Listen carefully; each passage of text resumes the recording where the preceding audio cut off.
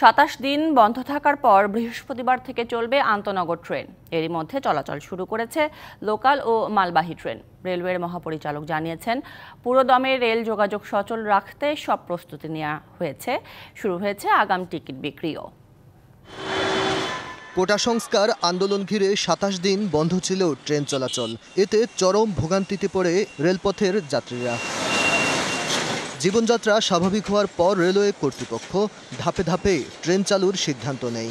এর অংশ হিসেবে গত সোমবার থেকে মালবাহী ট্রেন চলাচল শুরু হয়। মঙ্গলবার থেকে শুরু হয় লোকাল ও কমিউটার ট্রেন। রেলওয়ের মহাপরিচালক জানিয়েছেন, বৃহস্পতিবার থেকে সারা দেশে আন্তনগর ট্রেন চালুর জন্য প্রস্তুত তারা।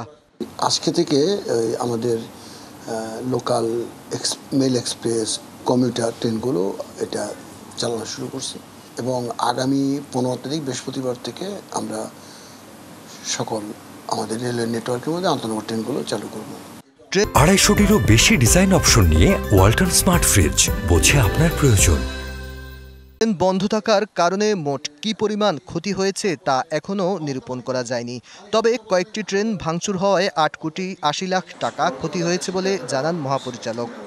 8 কোটি প্রায় 80 লাখের মতো আমাদের সমগ্র বাংলাদেশ রেলওয়েতে স্টেশন, রেল লাইন, আমার সিগন্যালিং এবং আমাদের কোচ, সবগুলো মিলিয়ে এরকম আর কি আনুমানিক একটা ক্ষয়ক্ষতি হয়েছে।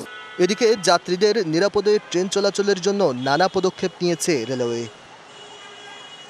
Aditya Rafat, DBC news, Dhaka.